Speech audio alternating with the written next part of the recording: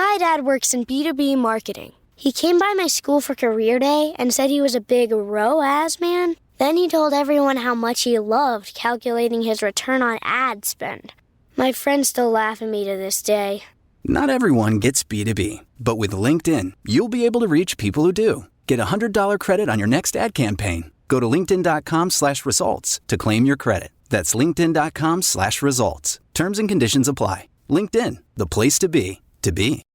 Today at T-Mobile, I'm joined by a special co-anchor. What up, everybody? It's your boy, Big Snoop Deal Double G. Snoop, where can people go to find great deals? Head to T-Mobile.com and get 4 iPhone 16s with Apple Intelligence on us, plus 4 lines for $25. That's quite a deal, Snoop. And when you switch to T-Mobile, you can save versus the other big guys' comparable plans plus streaming. Respect. And we up out of here. See how you can save on wireless and streaming versus the other big guys at T-Mobile.com/switch. Apple Intelligence requires iOS 18.1 or later. Wonder-working power in the precious... Incredible as they seem, are not the results of mass hysteria.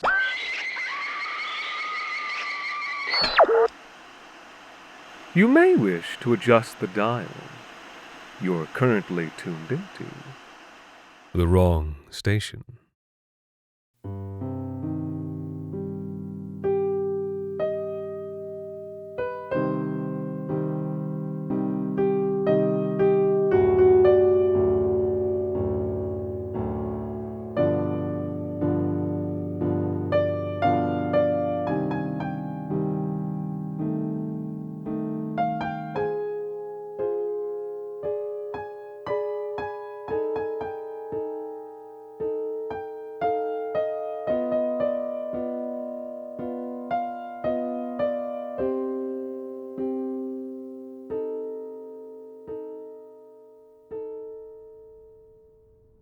There were giants in the earth in those days, and also after that, when the sons of God came in unto the daughters of men, and they bare children to them. Genesis 6:4. Looking back, I can cleanly cut my life into 3 stages. These 3 parts now seem cleanly divided by aesthetic and by circumstance of life. But I think they also trace my journey from belief to doubt to something past doubt. Understanding, maybe, or acceptance. Though these words feel too limited to express the calm and even clarity which now I feel when I behold what my world has become. But the first stage, belief. I'll tell you how the first part of my life ended. I was born into a world very different from this. I want you to think about glass towers, how they shimmered in the humid summer twilight, catching colors from the bloody sunset, crowned with gardens, secret paradises of the sky. And though I was so far below and beyond these places, I knew there was a world further down and further out, where things were also very different. We were always talking about these further places when I was young, before they rushed in and filled our world, about those camps and all the people living in them, and what a shame it was, and how there was nothing to be done about it. Now, at the end of the day, they didn't want our help. They only wanted what we had. You would sit in the dirty coffee shop down at the end of the street, feet kicking and swinging from your seat as your parents looked up at the news and muttered to one another, shaking their heads at the footage of rusting corrugated tin, of particle board walls collapsing with mold, of children your own age looking at the camera as if to meet your eye, finding you as much a spectacle as you found them. But people like me were lucky enough to live inside the fences. I, for example, was lucky enough to be born a slave. I know how that sounds, but in the world in which we lived, a slave was just about the best thing you could hope to be. It meant you got to live among the angels, Air conditioning when the heat was 45 degrees outside, chef-cooked meals, clean clothes, and free time. Phones new enough to be secure. And it never occurred to us, of course, that we were slaves. We would have taken great affront. We were free citizens. It was our contracts that were the property. Never mind, my contract was 3 generations old, or that its owners saw no distinction between the piece of paper and me. But of course I was free. I had pocket money and the vote. How could I be anything but? But either way, when I was young, it didn't matter to me that I was tied to the Rimmen estate. There was nowhere else in the world I wanted to go. Because from the age of 5, I was in love with the woman who owned me.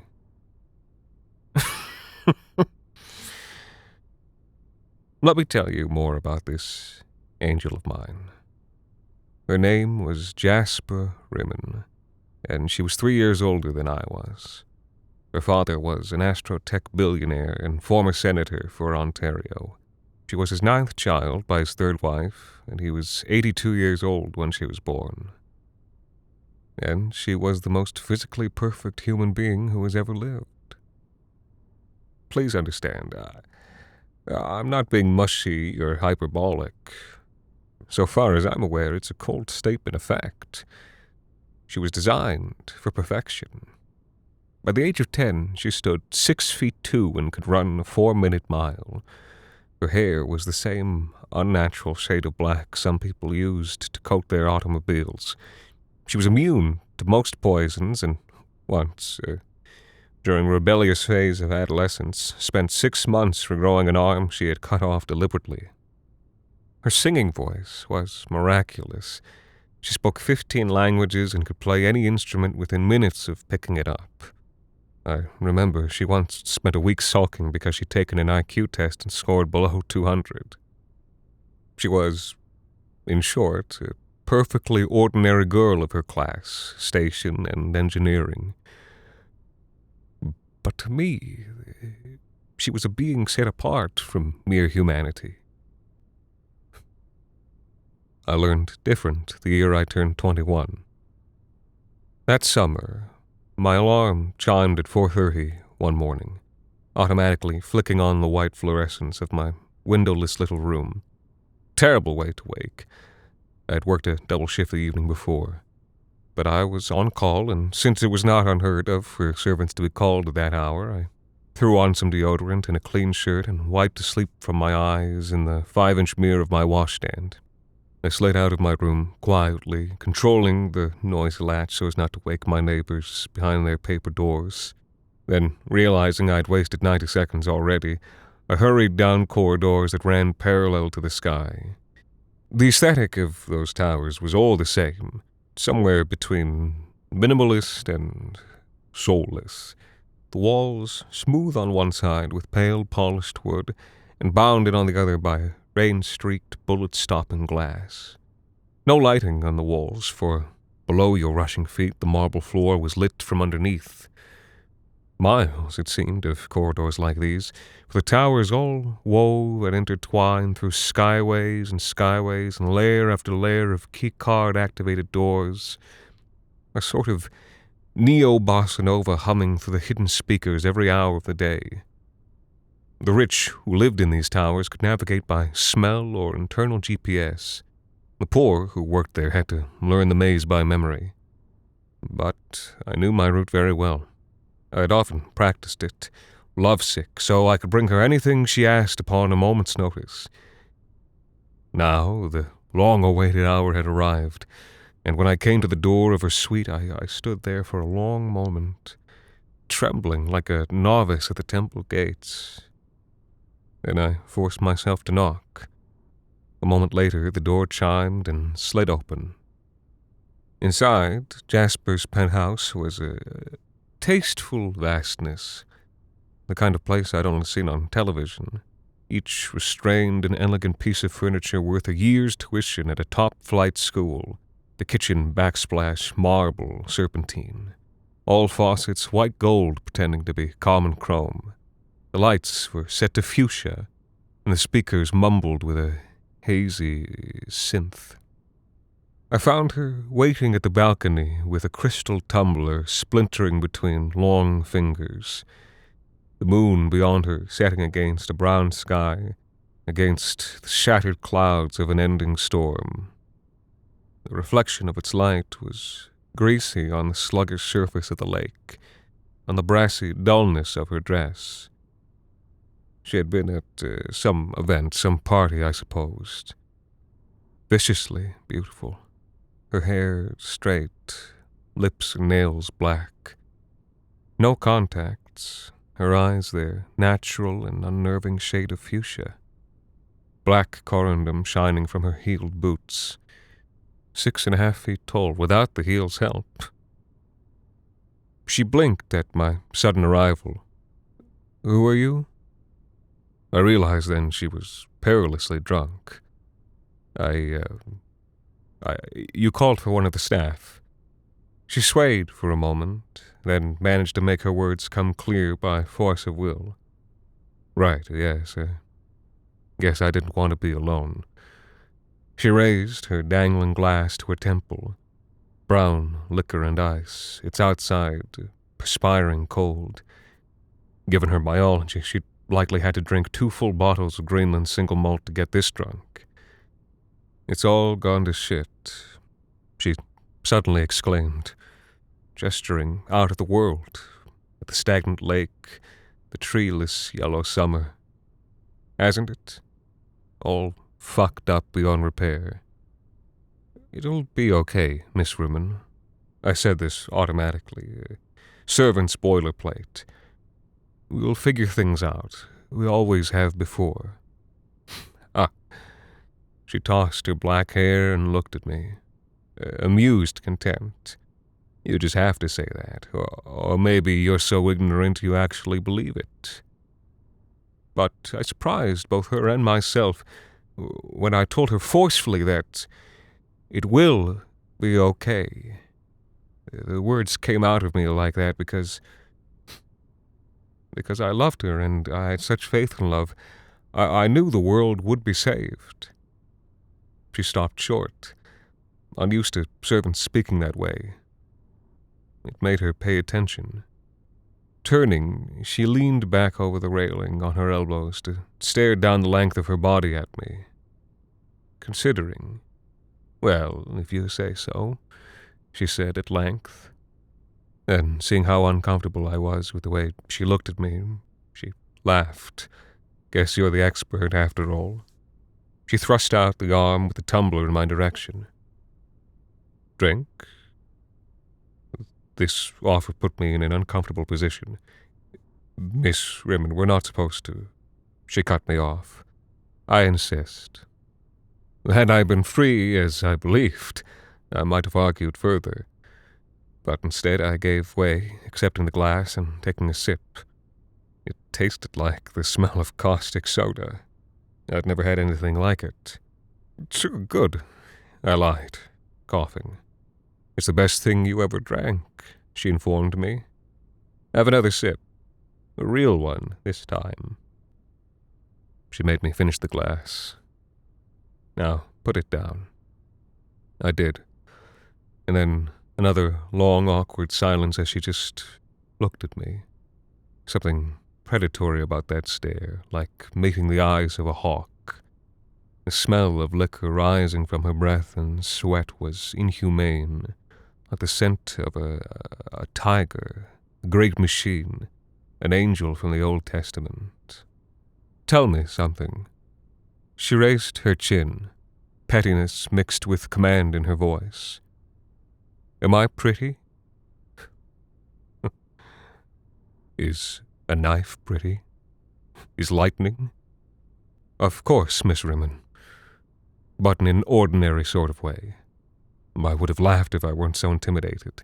That's not exactly how I would put it, Miss Rimmon." She fumbled with her phone, pulling up photos of other women from that evening's party.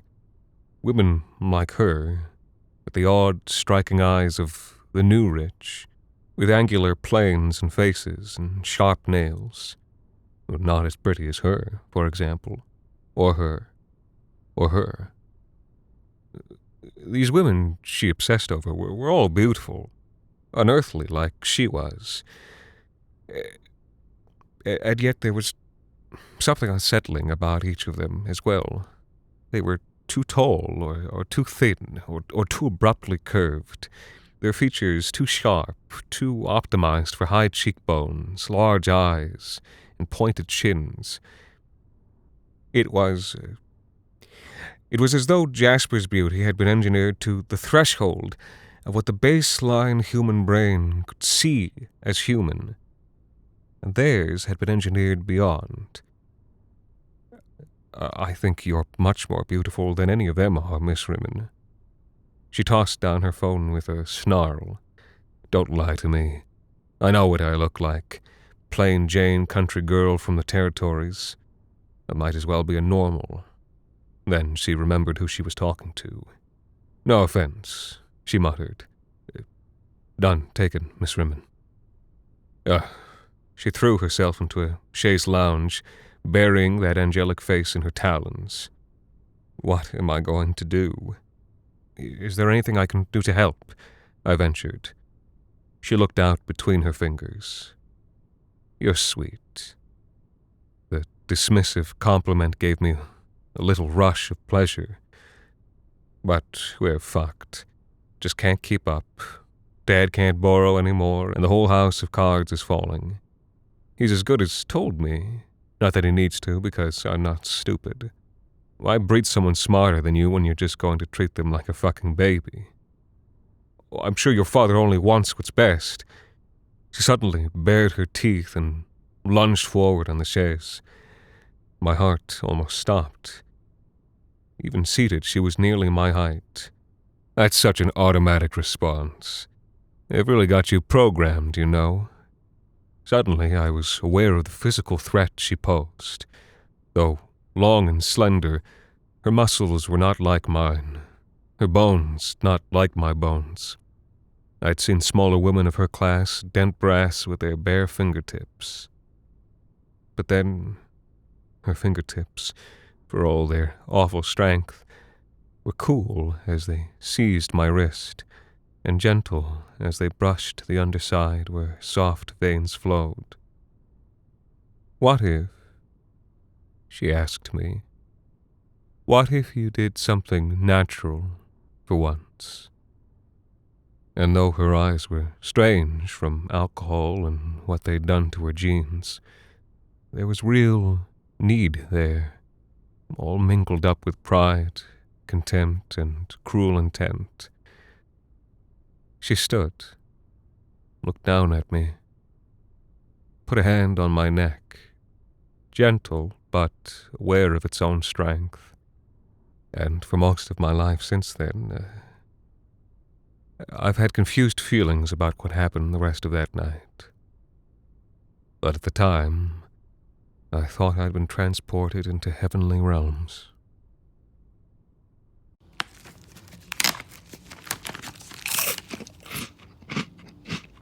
Uh-oh, the last cookie. You can get a new box of cookies in as fast as an hour with Walmart Express Delivery.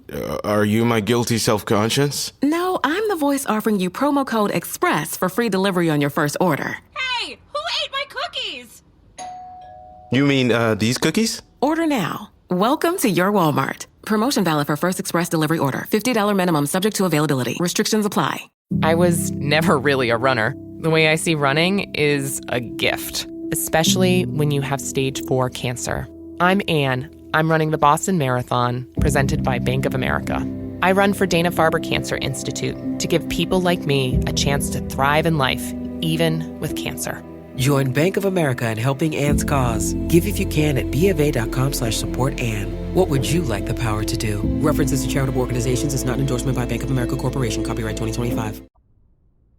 And then, the second stage. Doubt. Needless to say, this marked the end of that first chapter of my life. Understand that I had known nothing of the world outside the Rimmon estate. Quite literally, I had never been outside parts of the city they directly owned. But 2 weeks after my encounter with Jasper, I woke to find an email from the Rimmen family lawyers explaining my contract had been sold out and I was to vacate the premises that morning. No warning, no apology, no time to say farewell to the only people I'd ever known. Of course, I could still come visit my parents on weekends, just book time through front of house 3 weeks in advance. It's still hard for me to remember that morning without helpless rage rising up in my chest. They sent the house manager and security to escort me off property, away from my family, my memories, the people who had taught me to read and say please and thank you and brush my teeth, who'd celebrated my birthdays and comforted me when I wept. It had been my world. And away from the Rimmens, who had been more than my employers, who had been my religion. Exile.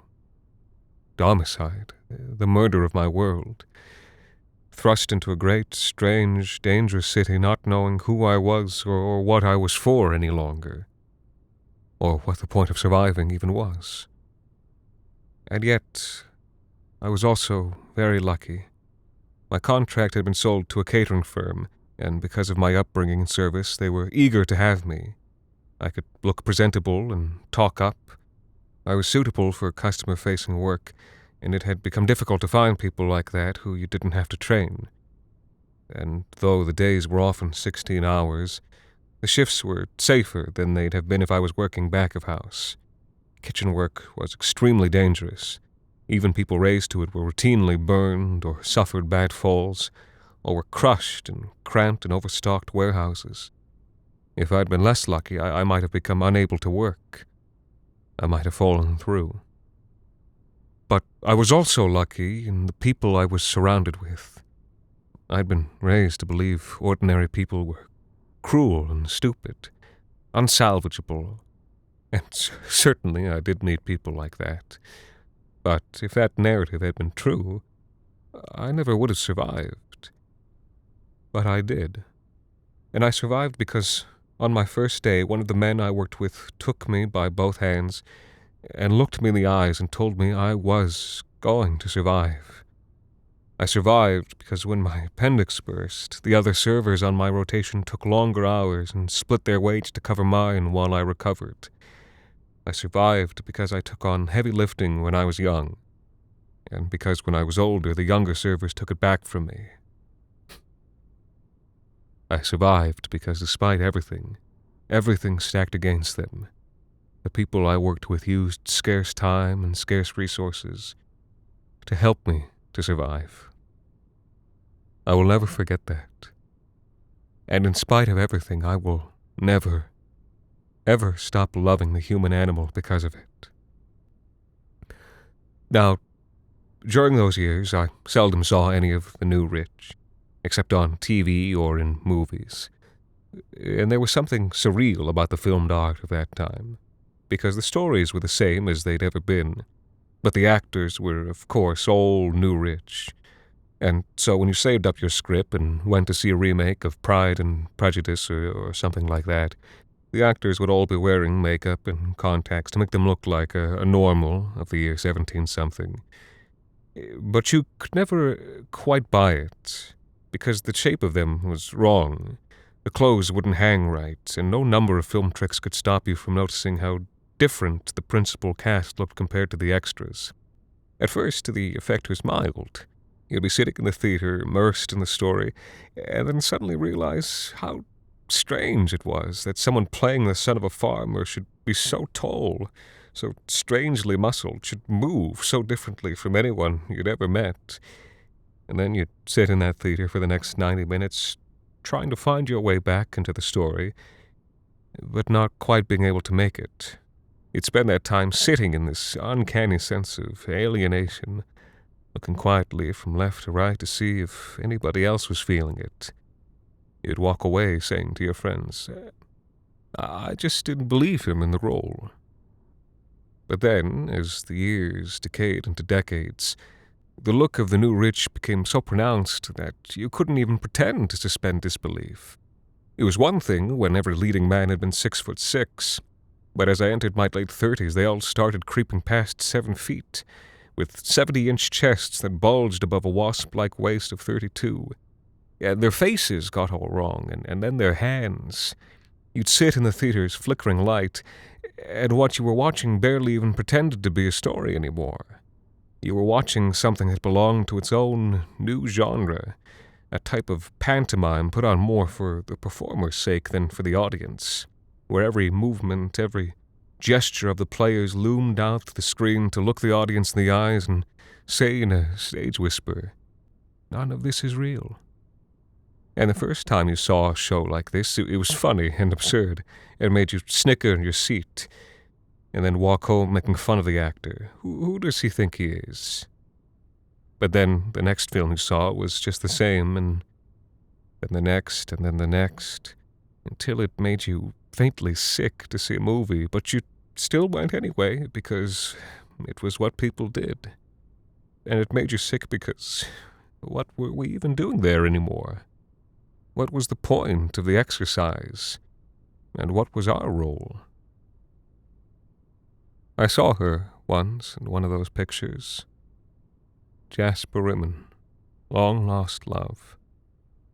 Hadn't known she'd become an actress until there she was one day, 20 meters tall on the screen, and more godlike even than the girl I'd known. I was a man in my 40s by then, my hair turned papery and thin on top, and liver spots already beginning to come out like dim stars on the back of my hands. And there she was, above me, as slim and clear-skinned and dark-haired as I remembered. And yet time had worked upon her by its own strange method. For she had changed herself, aligned herself more with the beauty standards of her class and day. Her eyes larger now, her cheekbones wide and out-thrust like elbows, her chin lathed to a complete point, and below her wide, angular shoulders, her body swooping in to a point where the spine connected into jutting hips, her legs exaggeratedly long, creating a look that passed the limits of stylized and into the realms of insectile. Gone the days when she could run a mile in 90 seconds. Such adolescent sports behind her now, her energies channeled toward contests of a more rarefied kind. She was quite literally a different person than the one who I'd known. After the film, when I searched her online, I learned she had a son. And if you can believe it, after all those years and all that betrayal and all those changes, I still felt a pang of heartbreak to know she'd found love with someone else and born a child out of love. I was a fool, but it hurt. And though I didn't understand what she had tried to turn herself into, I still... some part of me loved part of her. In the years that followed, I would see her films alone from time to time, treasuring up the sweet pain it caused me to see her face. Until the day came at last, I didn't recognize her. One day, in my 50s, they came for me as I was leaving the theater. 4 men with shaved heads and metal parts, all crammed into black suits, climbing out of a black SUV and asking me to join them. I did as I was told without asking any questions, because that was what you did in those days. If that makes us seem passive, well, we were passive. It was what you did in those days. Inside the black SUV, they offered me a blindfold, and I put it on myself before they tightened it roughly. The car drove for a long time, and none of the men spoke except in low, headset murmurs that I couldn't catch. Eventually, we slowed, parked, and strong hands ushered me out of the vehicle, to the gas-scented cool of a leading dock, and then into the stuffy warmth of a service elevator. And then, after a long ride, a long-forgotten feeling of marble floors beneath my feet, of corridors winding through the sky. Then the steering hands released me somewhere where a bright light was shining on the other side of my blindfold. It took me a long time to realize they had left me there. Since they had given no instruction, I assumed it was safe to pull the blindfold over my head. What I found was the dizzying lens of a huge, semicircular window. Vast heights veered below me, a sunset horizon tinged orange with the smoke of distant wildfires, and golden skyscrapers rising around me like a pine thicket, like sarsen stones that channeled evening light. Cars and pedestrians, inconsequential carpet beetles in the shadowed depths below. I realized they had brought me to the Malvern, one of the best addresses in the city. Beautiful, isn't it? The kind of voice so deep you feel it in your chest. I turned around and saw only darkness, for this room where they had brought me took up the entire floor of the building, and only this one tranche of windows was opened up to the light. But as my eyes adjusted, a great, dark shape revealed itself against the darkness. An enormous man, enthroned upon a mighty seat of square black leather. His piercing, fuchsia eyes glowed softly in the gloom. But not to last, I think. A mighty sadness in that mighty voice. You will have been following the news. I shook my head. No, sir. Not, well, except here and there, reading the ticker when I see the TV at work. I had the impression of great brows knitting. No. He seemed perturbed by my lack of civic-mindedness. I had hoped to find you more. But he trailed off. More what, he did not say. Instead, he stood amongst a lengthening of shadows and a creaking of leather. His head brushed the ceilings, which were very high. The pressure of those pink eyes was like a headache. Come, he commanded. Let me have a look at you. My feet did not want to approach. But, as I said, I was born a slave. It was dizzying to draw near him. For someone who has never known a world with large land animals, how can I explain what it would be like to approach the bloody feet of a bull elephant, to swim above the crushing darkness of a killer whale? The experience was something like that, because this man quite easily cleared 9 feet, and his shoulders were far wider than I was tall. His bespoke suit was of an immaculate charcoal gray, and I could not imagine how many priceless dozen yards of woolen cloth had gone into making it. His skin was deeply tanned, with a faint iridescence of minuscule scales. His hair and short beard, the same color as his mother's, that radar-resisting black. His jaw like a lead cube, the shape of his eyes and facial bones all wrong. More suited to the aesthetics of buildings or of cars, I thought, than to those of the human face. Strange to think that he was only in his 30s. He looked both in the flower of youth and unspeakably ancient. At last I stood below him, the urge to prostrate myself almost impossible to resist. But he crouched before me like a parent with a child, raised one skull-crushing hand to gently touch my face. I have wanted. He spoke in a soft voice that made my teeth buzz, to meet you for a very long time. But I have also put it off for a very long time. For my mother to have mated with a normal, I had always thought you must be someone special, someone who transcended his kind. But you're just an ordinary man, aren't you? Your mother, Jasper, then.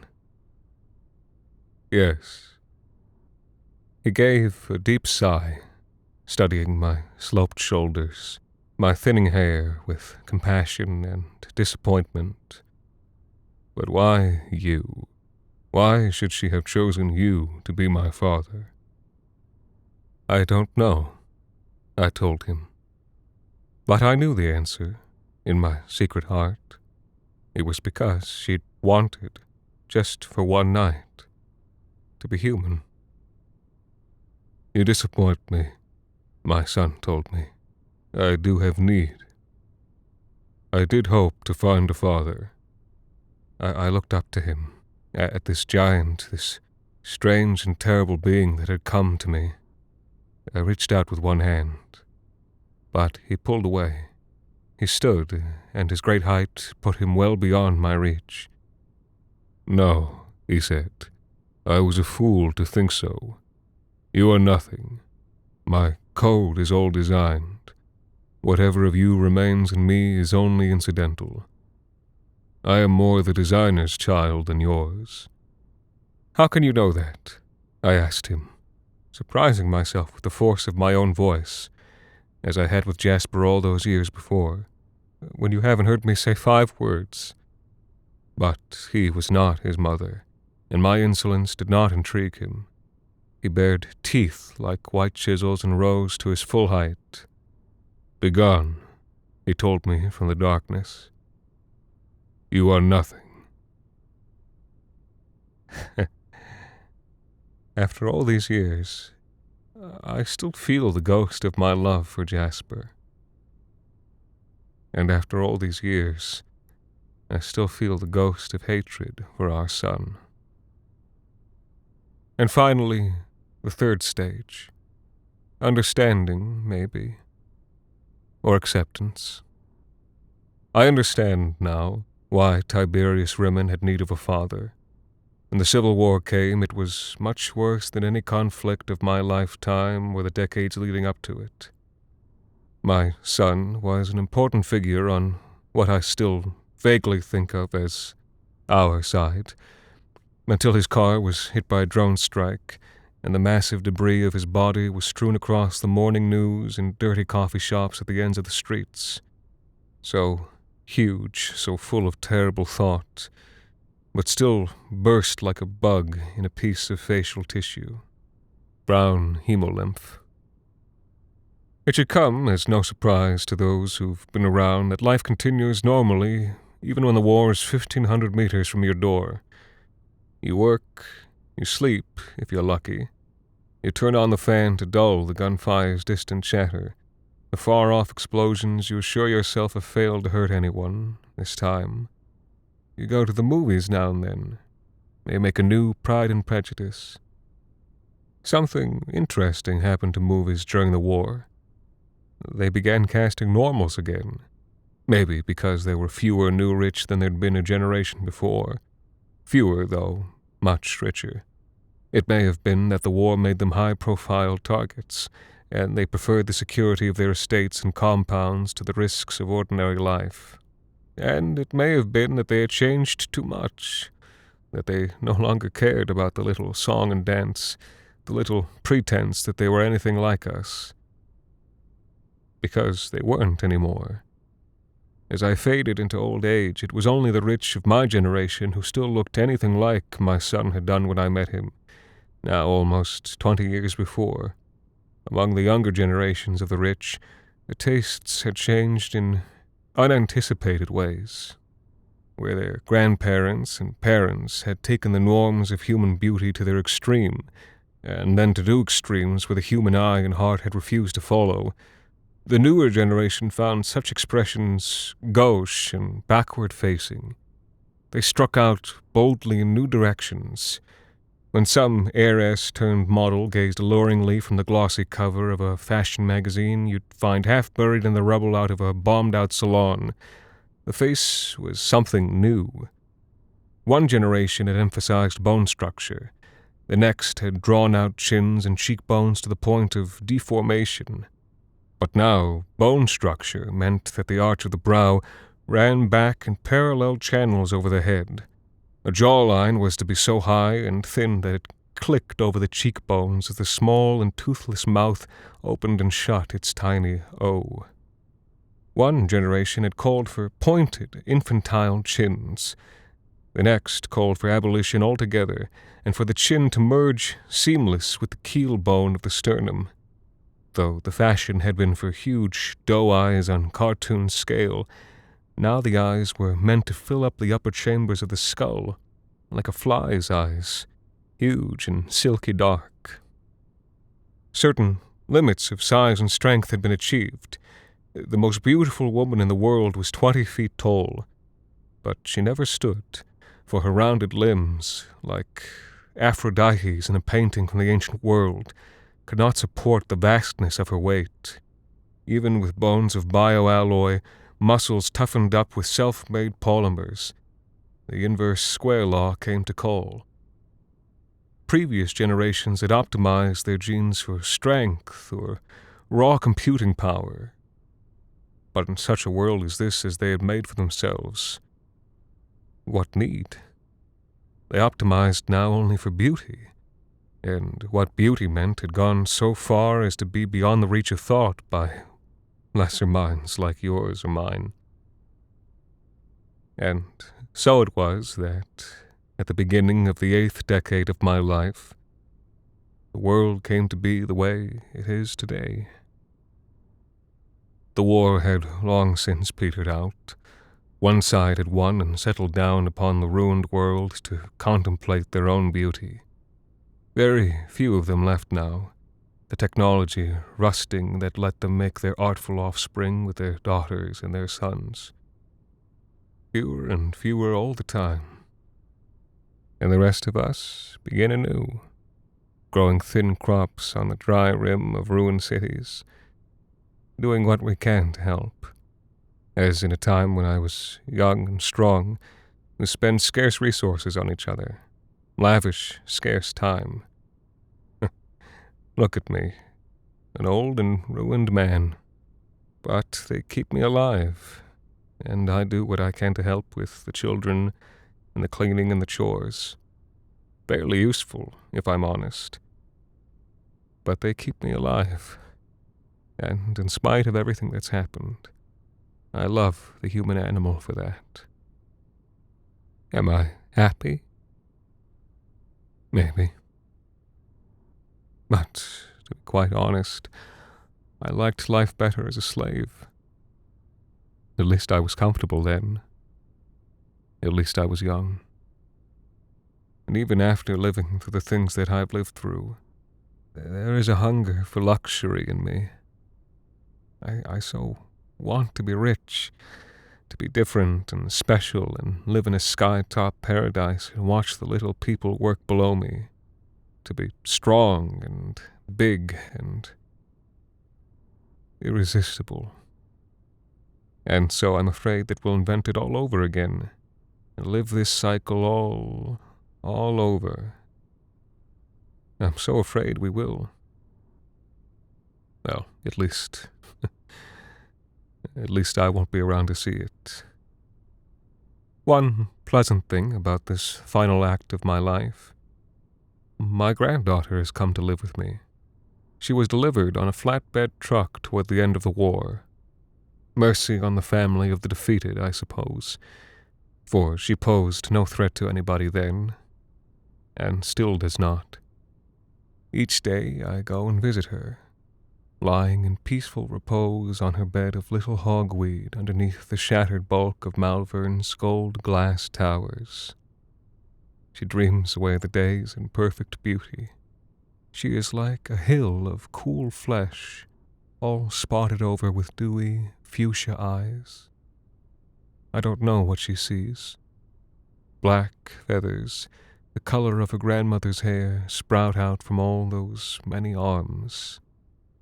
Unlike her father, or even her grandmother, whom I still love, I think that she truly is a superior being, for she has no head, no desires. She is not a monster like they were, like I would have been in their position.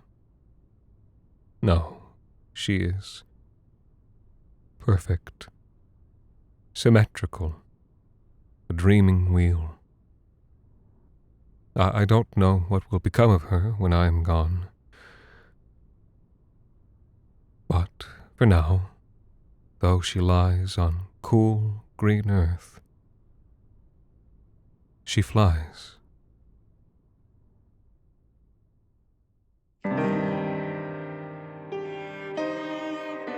The Wrong Station is made possible with the generous support of our listeners on Patreon. Patrons can listen to The Wrong Station ad-free, as well as get access to bonus episodes, discussions, and more. This week's episode, Nephilim, was written by Alexander Saxton and performed by Anthony Botelho. Thank you to Joseph Chin, Alex Blackwell, Rabbits Watching, Brian Doherty, Ring Giddy, and Finley Carlson for helping us keep the lights, well, off. The Wrong Station is co-produced by Alexander Saxton, Anthony Botelho, and Jacob Duarte Spiel, with music composed and performed on the piano by Ilan Citrin, and arranged for the viola and performed by Viola Schmid. You can follow The Wrong Station on Twitter, Facebook, and Instagram, and email us at thewrongstation@gmail.com. And until next time, thank you for listening.